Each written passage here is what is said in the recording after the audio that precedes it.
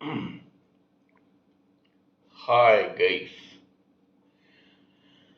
how are you all today morning? Good morning. Today is 26th April 2023. My name is T.S.V. Raghavan and I live in Chennai, Tamil Nadu, India. This is my spiritual vlog on YouTube.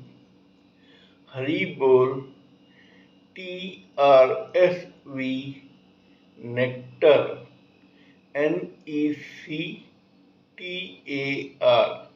Nectar. In this particular vlog, in all my previous videos, we have been talking about the knowledge and information that we have gleaned from the study of spiritual books, scriptures, contem-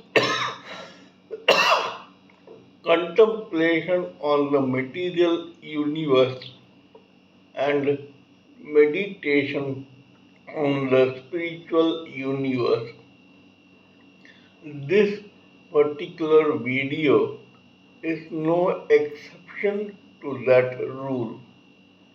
In fact, it is a mere continuation of what we have been doing in my previous videos.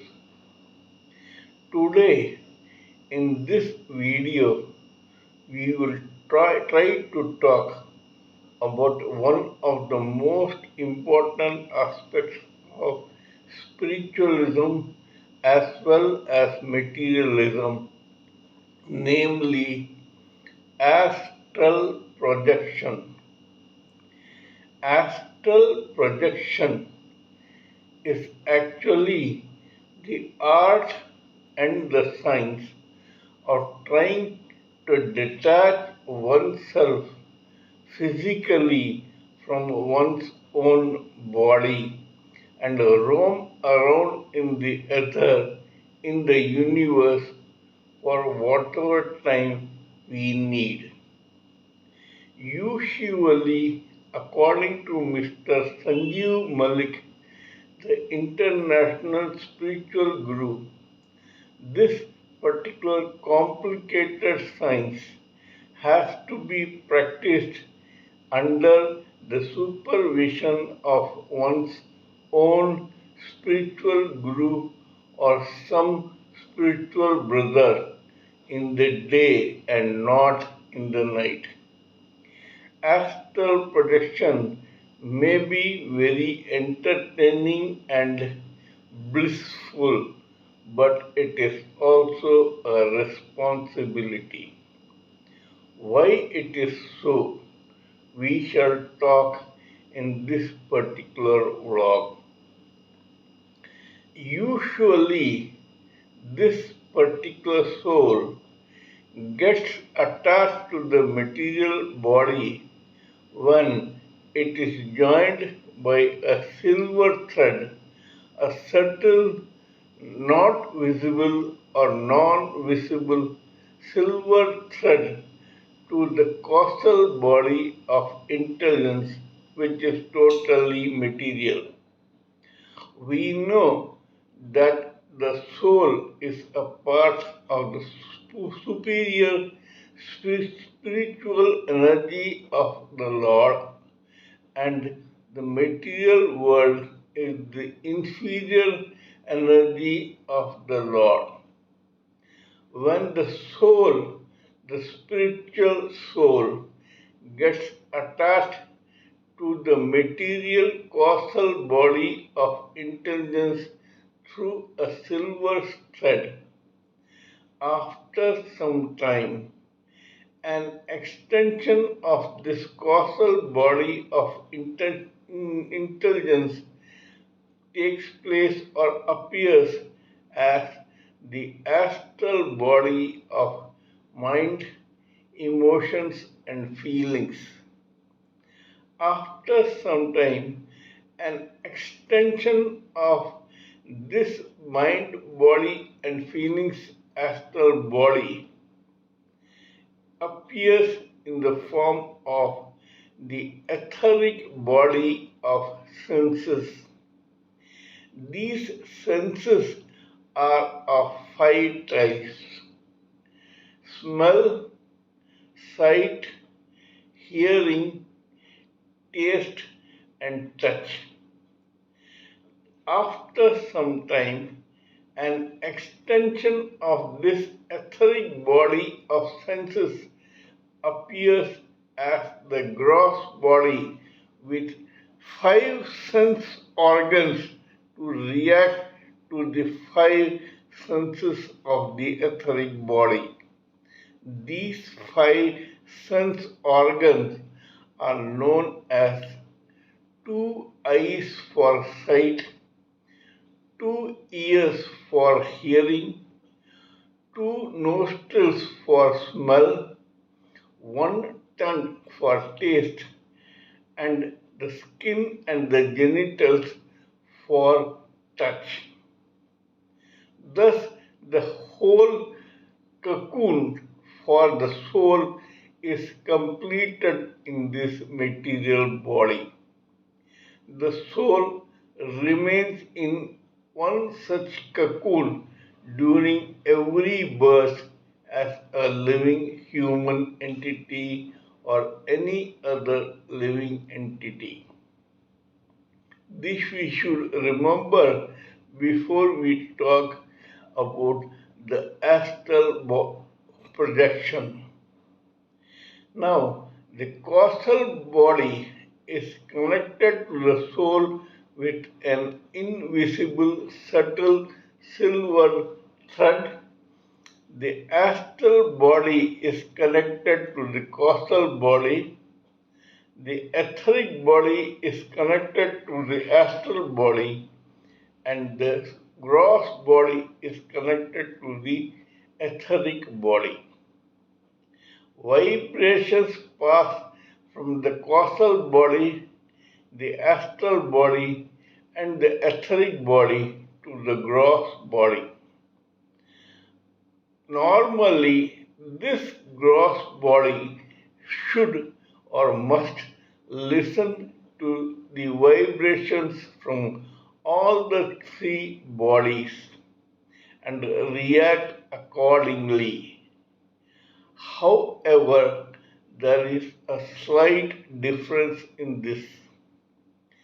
The etheric body of senses is closest to the gross body, and hence 50% of the time this living entity's gross body listens only to the etheric senses and its vibrations. Then, of the other 40 or 50, 20%, 40% are astral mind and body emotions of the astral body of minds, emotions, and feelings. That is, after listening to the 50% vibrations of the etheric body, this gross body acts and reacts according to the vibrations from the astral body. So 90% of the time of the living entities is over. The remaining 10%, this gross body may or may not listen to the vibrations from the causal body of intelligence. This we must remember before proceeding further. When a person physically dies, the last body, that is the gross body, drops to the ground. The other three bodies go into the ether where they remain alive and kicking for some time. After some time, this etheric body of senses disintegrates. After that, after some more time, this astral body of mind, feelings, and emotions disintegrates. Only the causal body of intelligence remains. When a person dies, the soul immediately goes back to its spiritual realm. Now, this causal body is floating in the ether. It is this causal body which has all the sanchit karma, that is, the whole or the total of the karma and memories of the living entity or the soul. This soul has taken trillions of births and died trillions of times in this universe. During this process, it accumulated several memories and karma. These two together make an extremely thick layer of karma and memory, which is known as Sanchit karma, or the storage of the karma of that particular soul during its journey in this particular material universe. From this Sanchit karma, one slice called Prarabdha karma is given to the soul to work out during one particular lifetime. In other words, when a soul takes birth, it comes with a slice of its Sanchit karma, and this slice is known as the Prarabdha karma. While working out this Prarabdha karma, the same soul, along with its bodies, commits several other acts and activities which are known as Kriyaman karma. These happen during the lifetime of a particular living entity. They are joined to the Sanchit karma. After that, there is a process called Agami karma. Agami karma means future karma. This Kriyamana karma, or the third stage, is such that some of the karma of the Kriyamana karma is worked out during this very lifetime. But what has not been worked out becomes part of Agami karma or future karma and added to the Sanchit karma of that particular living entity.